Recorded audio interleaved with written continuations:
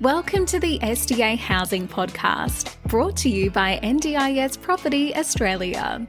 Before starting this episode, we need to provide a general disclaimer. Information contained in this podcast is general in nature only. It does not take into account the objectives, financial situation, or needs of any particular person. You need to consider your financial situation and needs before making any decisions based on the information in this podcast. And you should consider seeking independent and professional advice for your personal circumstances. All right, let's begin.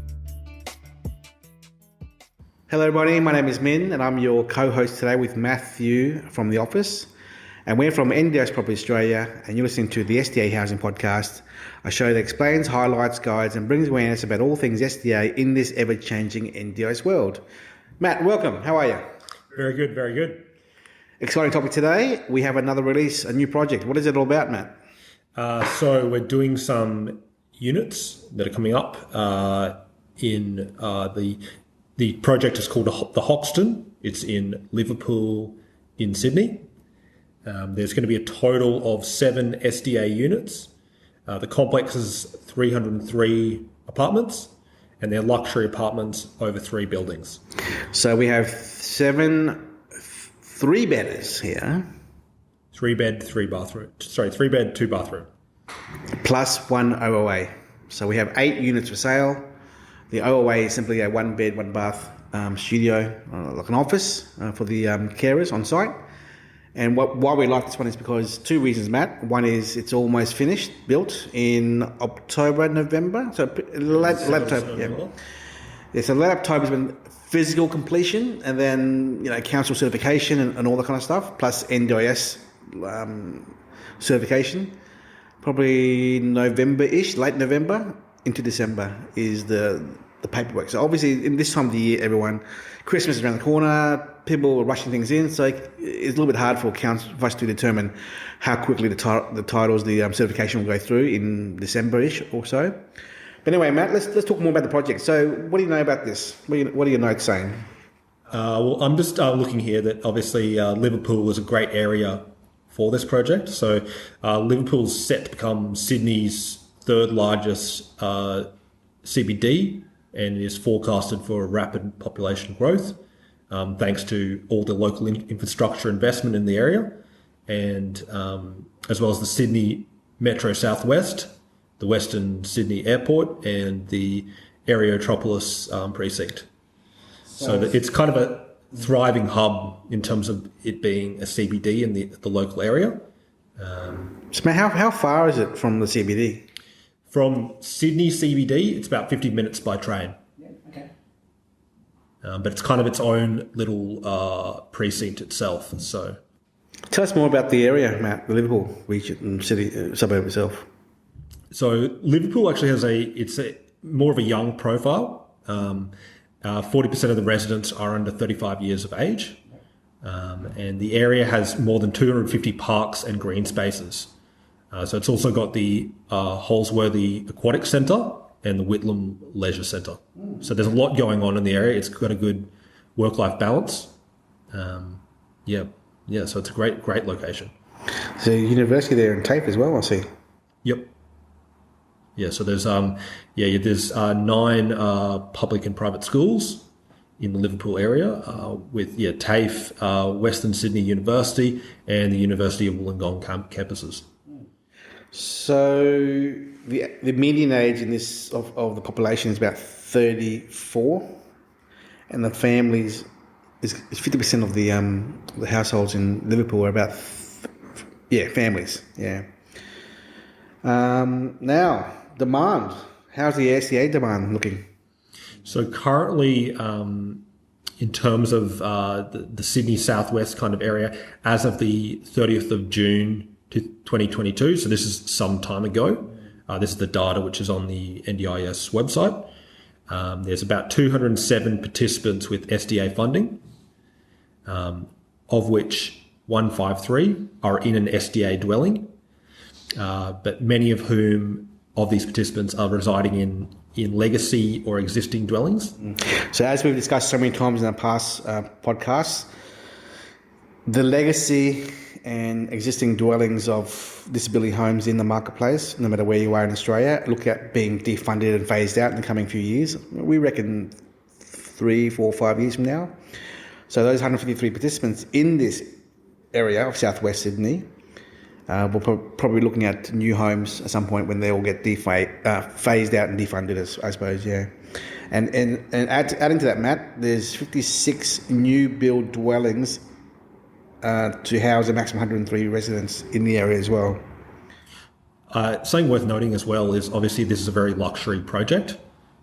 So I envision that while there might be residents that are also in existing dwellings, maybe not legacy, that is SDA and is suited to their needs, they might tend to move to this location just because it's ideally where you'd want to be. So being 303 units in 3 buildings, Matt, there will be a lot of stuff downstairs, as in restaurants and cafes and bars and retail precinct as well underneath, yeah.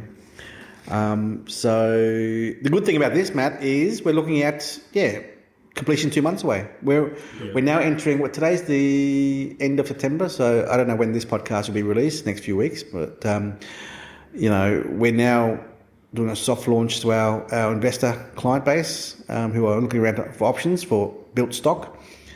This is pretty much within a month and a half from now being completed, and I just spoke to the vendor just then, who's also a steel provider, and he said that best case scenario is late November for settlement for any investors looking to buy now. And being so close to Christmas, Matt, Christmas, everyone shuts down for Christmas, lawyers and financiers and all that kind of stuff.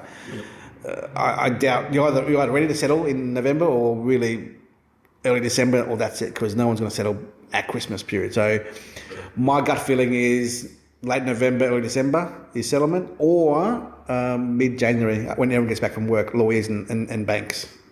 Okay, so fun times ahead to get this out of the way as quickly as possible.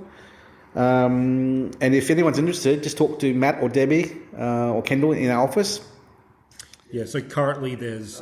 But Matt, if anyone's interested, sorry, it's $1,000 EOI.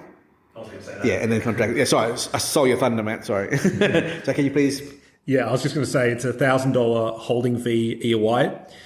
So that amount's refundable in the event that, you get to contract stage, you see the contract, you choose to not proceed. Or no finance. Or no finance. That number's fully refundable.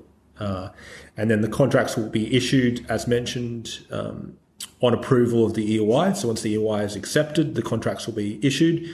There'll be a 10% deposit due 21 days from the unconditional. So once that contract's signed. And then the remaining balance is due on completion. So the completion is estimated, as mentioned, to be November 2022, which is later this year. 2 months away.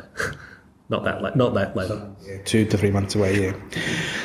So I'm sure if you're a cash buyer, you have a dual settlement, because the vendor is buying it from the developer as disability apartments and SDA apartments, 3-bedroom HPS. So it'll be taking 2 participants per apartment. Yep. And the category of participants are? HPS. And FA. And IL. So it'll be a combination of those 3, as in HPS plus HPS, or HPS and FA, or FA plus FA, or IL plus one of those other 3. So it'll be combination between the 3. Yeah.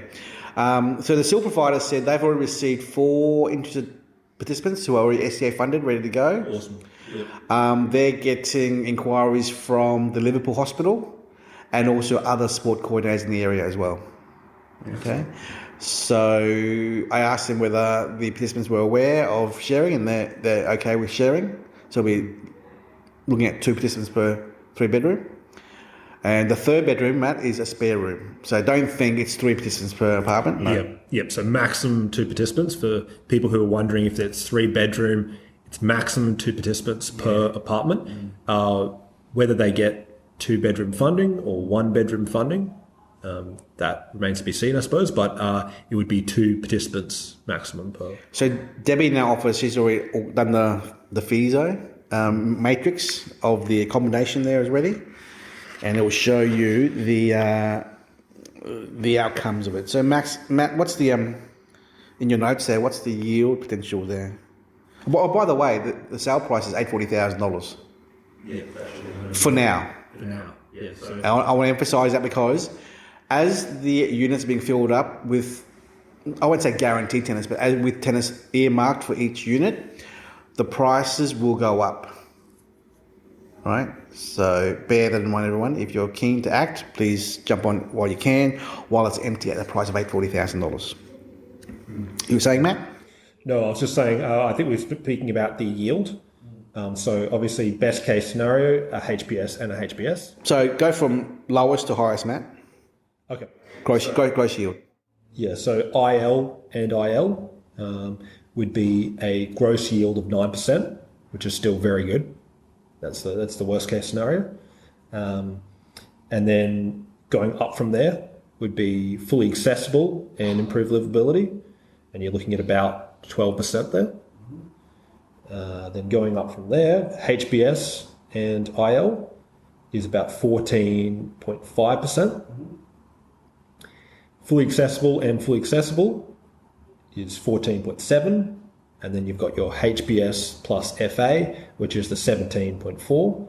And lastly, best case scenario, HBS and HBS, you're looking at a yield of 20%, 20.1% to be precise. So the max. So just to go on from that, Matt, just cash flow wise, HBS or HBS, maximum funding in a 3-bedroom is $169,000 a year gross income. That is rare. We know that having HBS maximum funding is pretty rare. I think realistically, Matt, have we got in here HBS and oil? HBS, yeah. So I reckon realistically we're looking at, so the two extremes are 76,900 for the 2 ILs, and HBS plus HBS max funding is 169,000. So they're 2 extremes. I reckon realistically we're looking at the middle there. 2 FAs or HBS and IL, so about 2 FAs are 123,000, HBS plus IL is 122,000. So around about the 120 to 125,000 is the realistic outcome. As an investment, you should never assume maximum returns because that's a little bit too, optimistic and gung ho. Yes, and you can also consider worst case scenario, so 76. But I reckon 120 to 125 is the benchmark there. That's gross yield. Yep. The costs there. We don't have the full exact costs. We've got estimate only, Matt. What are those costs? I mean, by the way, the reason why we're doing this podcast, everyone, is because you were talking to a client, Matt. Yeah, so obviously we've received a lot of inquiries, early on inquiries for these units. Just people asking a number of questions that we perhaps didn't fully elaborate on in our document and our brochure. So we'll also be answering a few questions that we received. In a moment, yeah. So moving on to that, Matt, we have, so the size, so we have 7 units, 1 on each level. Level 1, 2, 3, 4, 5, 6, 7. And the total size of these 3-bedroom units are exactly the same, 111 square metres. Was it 89 internal plus 12 balcony, wasn't it? Yeah. Yeah, so that's the 89 plus 12 is 111 square metres at $840,000. Design category of HPS. Okay. Now, I think it's worth noting that even though they're on different levels, they're the same price. So I suppose if you are interested in this, I would say get in early because I feel like the higher levels might go quicker. Yes. Yeah. Now let's talk about the what if. Okay, what if there's only 1 resident? Okay, not 2 residents. So normally, in our past podcasts, we've done topics like North Coogee and Queen's Garden, which were in Perth, and those are all 2 bedrooms. So Those are all one tenant. yeah, they're always 1 tenant. Yes. Yeah. So with those 1 bedroom for those 2 bedroom apartments, which are always 1 tenant, the outcome was going to be a 2 bedroom unit with a 2 bedroom funding for 1 resident, or a 1 bedroom funding for 1 resident. Okay, so in this scenario here, Matt, on our notes here that Debbie created, it shows 2 bedroom, 1 resident funding. The max yield for HBS is 121,000 in Liverpool, 89,700 for FA, and improved. Oh, you mean 131 and 90? Oh, sorry, my bad. I didn't add the RRC. Sorry. Yeah. So HBS is 131,000, FA is 99,900, and IL is $64,000. So Matt, those yields are how much are those yields? Yeah, so gross yield with just one HBS participant with 2-bedroom funding would be gross yield of about 15.7%. And the net? Net is about 11.9%. Next one. And then you've got your FA. So FA 2-bedroom funding for one resident has a gross yield of about 12%, and then a net yield of 8.7%. Lastly, the IL has gross yield of about 7.7 and a net yield of 5.1%. Gotcha.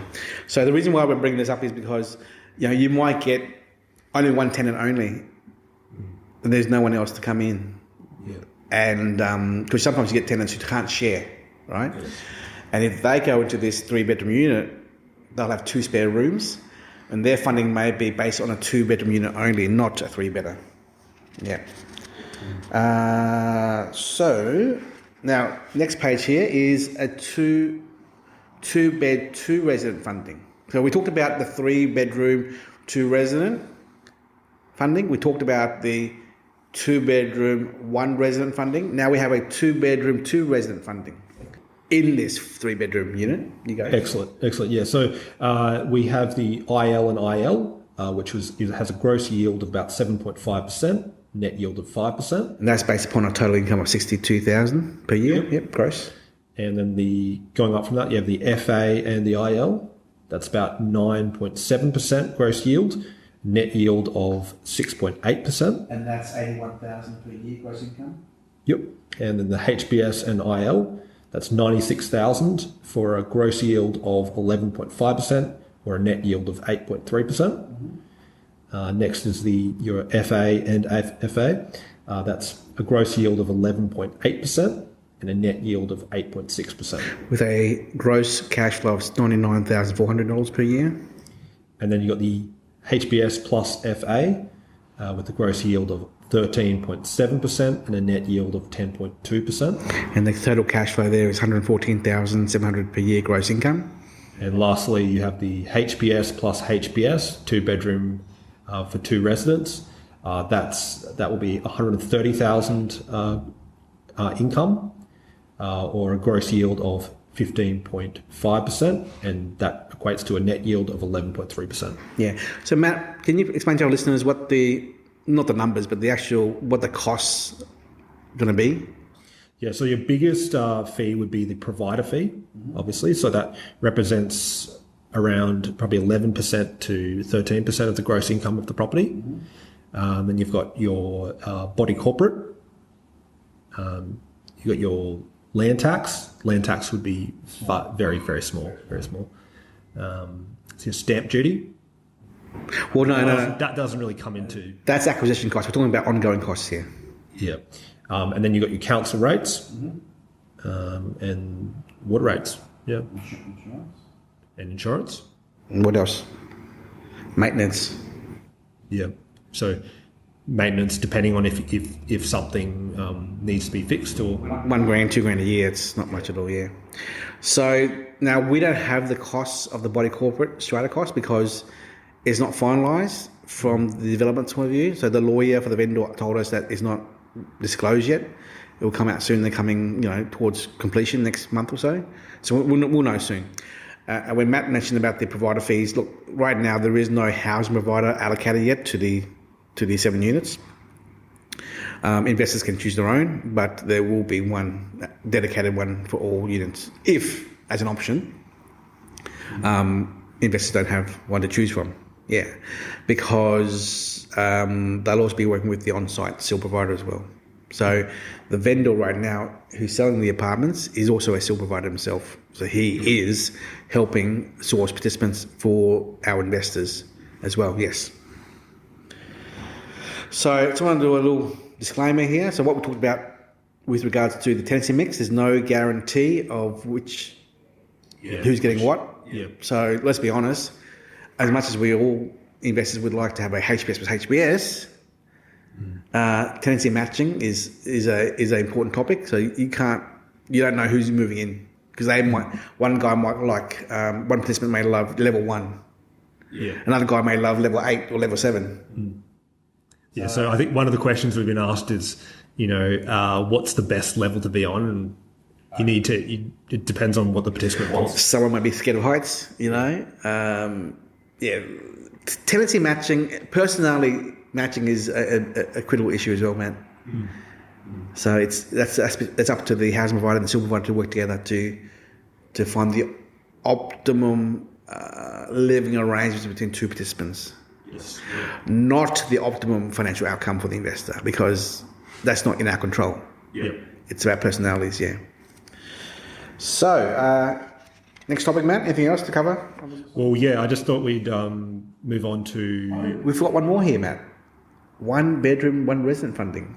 Okay. There's another one here. So, do you have that in front of you? I do indeed, yeah. So, let's go through that. Yeah, so...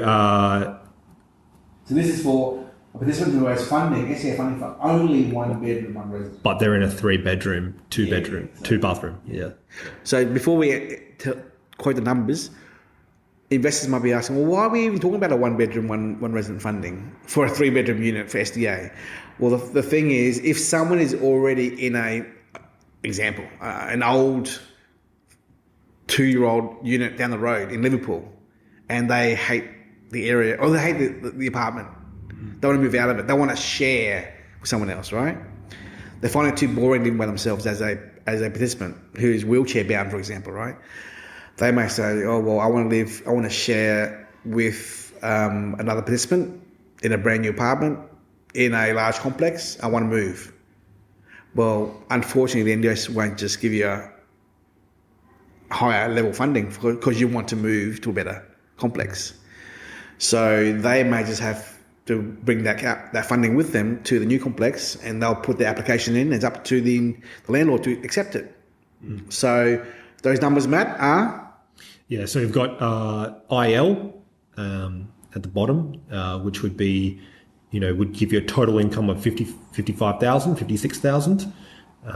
That's a gross yield of 6.6% or a net yield of 4.3%. Going up from that, you have an FA for 1 bedroom, 1 resident funding. That would have a total income of 83,000.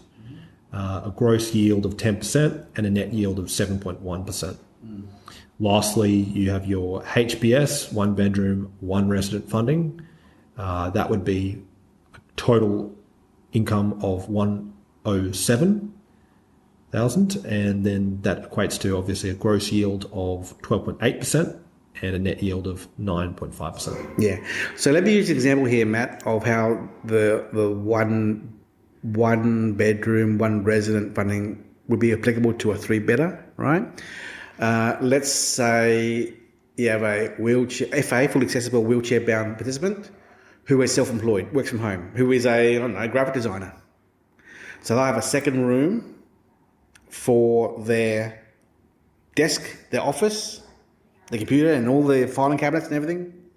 Their main room as their bedroom, right? And they may have kids coming over all the time, 2-3 days a week in the spare room, right? In that scenario there, you're looking at a 1 resident in a 3-bedroom apartment scenario there. Yes, yep, makes sense. Who cannot share, right? That's just an example of when a 1 resident, 1 bedroom funded person would look at a 3-bedroom scenario. So again, that's up to the investor to accept yes or no. Yep. Remember, everybody, if you are a owner of a SDA apartment or dwelling, the housing provider who receives the applications from the support coordinators or SIL providers will gather the information and submit the applications to the landlord to look over and decide who they want to accept. Okay? So that's that topic there. Moving on, Matt. Next topic? Yeah, so the next topic would be the FAQs or questions that we've been asked that we feel we should bring up just because they weren't maybe as clear as we would have liked them to be, or we didn't cover it in our brochure. So the first question was how many car bays or car parks are included with each apartment? One car bay per participant. One car bay per apartment, sorry, yeah. Per apartment. Excellent. And is there, what's the body corporate fee? We received that. Obviously, we've touched on it earlier that we don't know yet, but that will be fully included in the contract. And the land tax, what will that be? We discussed that it will be very, very small. Yeah, so, because there's 303 apartments on the one site, it's going to be whatever the land tax is for that. Sure, there was a component of that divided by 303. So that's worked out between the council and the council and government. So I don't know the answer to that question. It's a land tax question, but it'll be very small though. Yeah. Stamp duty, probably around 30,000. Yeah, so go to the OSR, Office State Revenue, for New South Wales, and do the calculation online. It'll tell you exactly what the stamp duty is for 840,000 purchase price. Yeah. Property management fee. The housing provider fee. That's, as we said earlier, between 10 to 13, 14% plus GST. It depends on who you use. But the range is about 11, 12% out there in the marketplace, yeah. And is there a depreciation schedule? That will be done. So an investor would normally have to hire a quantity surveyor to go inspect it and do a report. Those kind of reports cost about $600-700 per report, and they will do the full depreciation schedule, yeah. And by the way, I would recommend anyone who is doing that depreciation schedule to be done after it's completed and after it's been furnished.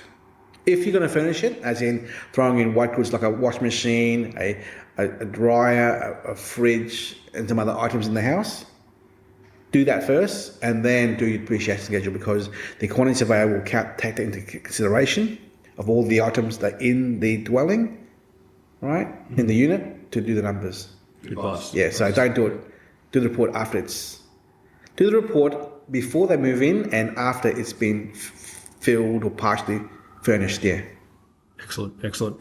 And we discussed the body corporate, obviously. That includes the strata fee. Yes. Yep. And is there any other expenses? No. I mean, as we've said before in the past, provisions for hoist automation, all those little things that are NDIS approved to pay for. The government will pay for those costs for installation, depending on the client participant requirements before moving in. Yes. Okay. Excellent. Yeah, that's. I think have we covered everything already, Matt? I think we have. I think we've covered everything. Yeah. Obviously, if you're an investor out there and you do have other questions that you feel we haven't covered, you can feel free to give us a call or email us, and we'll be able to assist you. Yeah.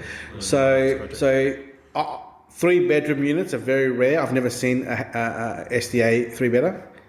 This is a good opportunity to consider this. It's pretty much built within the next month or so. Yeah. If you're out there and you want already built houses, this is an opportunity for you. Yeah. Remember, guys, everyone who's listening, it's not like there's alternatives in Liverpool area or Sydney Southwest. It's because it's all built out old houses and apartments. Like there's nowhere to go. This is a brand new complex which is finished pretty much now, and to live in a safe brand new environment, close to parks, transport hubs, recreational areas, it's a great location. Yeah. From an investment point of view, it's all about the participants in mind, and I can assure you, as the number Matt said earlier, how many were in the area? 207 with SDA funding. Yeah. How many are in legacy? 150, isn't it? About 150. Yeah. So, if I was living in an old house in the Liverpool area, share with 6 other people, I want out. I wouldn't want to go to a brand new apartment.